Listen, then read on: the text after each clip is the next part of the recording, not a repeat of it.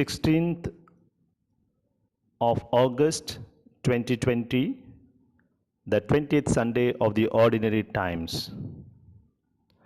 Today's Gospel passage from Matthew chapter 15, verses 21 to 28, speaks about the interaction between Jesus and a Canaanite woman in the region of. These are the areas where the so-called Gentiles, the non-Jews, were living. She comes to Jesus to ask for a favor, namely, to heal her ailing daughter. First, Jesus keeps quiet and ignores her, but she is persisting in her request. Then Jesus says, I have come for the chosen people. And he goes further to say that it's not proper to throw the bread of the children to the dogs. But she is not disturbed nor annoyed by the harsh response of Jesus. She rather clearly and cleverly replies, yes, sometimes the dogs can also eat what falls down from the children's table. By this reply, she shows that she is also eligible to receive God's grace, if not directly, but at least indirectly. Jesus admires her unfailing persistence, deep faith, great intelligence, and serene humility. He appreciates her much and grants the healing of her daughter. Further, he attributes the healing itself to the power of her deep faith. I like to point out her enriched idea of spirituality. She is very much convinced that God's grace and favor is common for everyone, whether the so-called chosen race or the so-called low-caste people. So she says, whether the children eat the bread sitting at the table or the dogs eating the bread that has fallen on the floor, it is the same bread, and the bread is common for both. By this, she reveals that she also deserves to have the miracle from Jesus. We find all these sublime qualities and characteristics and many more with Mary, our mother, whose feast of the Assumption we celebrated yesterday. Mary, our mother, as she was assumed into heaven, she was taken into heaven with her body and soul. It must be differentiated from the ascension of Jesus 40 days after his resurrection.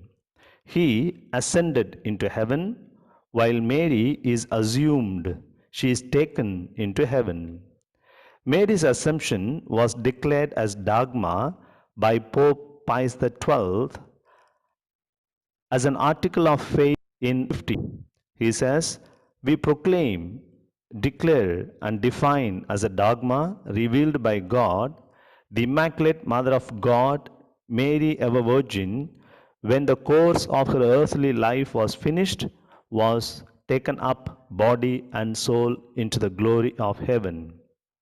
Mary, our mother, also put forward a revolutionary idea of spirituality. In Luke chapter 1, verses 39 to 56, in the hymn of Magnificat, my soul glorifies the Lord, she brings out her enriched understanding of spirituality. The Jews thought that God is for the rich and the healthy. If anyone is poor and sick, he or she is cursed by God, because riches and health are blessings of God. The poor and the sick are considered as those who are hated by God, while the rich and the healthy are loved by God. But Mary shows it's not the riches or the health that really matter. What is really important is whether one lives in a way that is pleasing to God. Therefore, she says, he has filled the hungry with good things, and the rich he has sent empty away. She shows that God is God of the lowly, simple, and humble. Therefore, she declares, He has shown strength with His arm. He has scattered the proud in the imagination of their hearts. He has put down the mighty from their thrones and exalted those of low degree. Today, we need a genuine understanding of spirituality. Oftentimes, we fight, we quarrel in the name of God, in the name of religion, but spirituality goes beyond the differences of religions and it unites us at the point of genuine spirituality. Speaking about the dogma further, the Assumption highlights one basic idea, the sacredness of a physical body and the unity of body and soul. From the declaration of Mary's being assumed into heaven with body and soul, we come to understand the sacredness of the human body. We need to take care of the physical body to keep up its sanctity, as it is the temple of God, 1 Corinthians 6:19.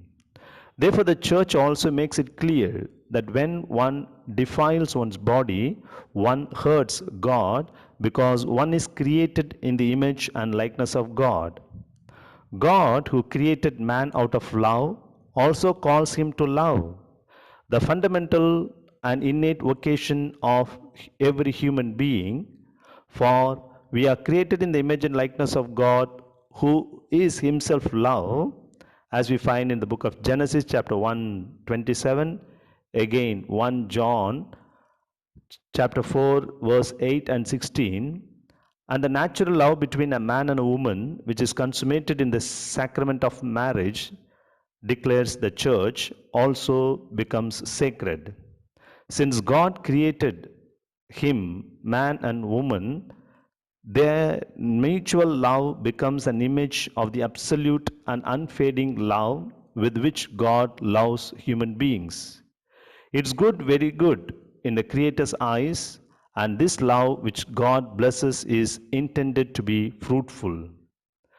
Today, besides sexual violations, physical abuses, flesh trade, stealing of bodily organs, and many other similar evils, there is another field in our modern times where the sanctity and dignity of human body seems to have been denied, and that is the field of fashion and design. In our ultra-modern society, dressing seems to have become a means to reveal one's body and not so much to cover it. It is applicable to both the genders. They seem to have forgotten the fine, thin margin between authentic beauty and a seductive attraction, between novelty and vulgarity. And as a result, lots of confusions and transgressions in the name of novel trends and creative designs. Gone are those days when people took efforts to iron their clothes to remove the wrinkles before wearing them. But now it seems to be popular to wear only wrinkled shirts and clothes. Some even make sure to crumple and rumble a shirt before wearing it. Earlier, people made sure to hem the edges of the clothes to give a finishing touch to the protruding threads, etc. But today, they purposely let the threads hang out at the edges of their jeans, pants, and skirts. These days, they those days, they thought it was improper to wear a piece of clothing even with a small hole or tear on it. But today, the fashion has taken them to just to the other extreme of deliberately making holes in their dress. There are shirts and skirts known as bullet shirts and bullet skirts. They buy the dress, hang them at a distance, and shoot them at random with bullets to make holes on it. The more the number of the holes, and probably the bigger, it seems the more stylish. Further, their dress seems to start coming down from the top and going up from the bottom. Maybe the changes in the styles as the days go by. Our clothing must preserve the dignity of human body. Therefore, let's imbibe the lessons that we receive from the Canaanite woman and in a very supreme way from Mary our mother, especially the special lesson of an enriched and genuine spirituality and the lesson that our physical body is also equally sacred in the eyes of God. Let us think about it today.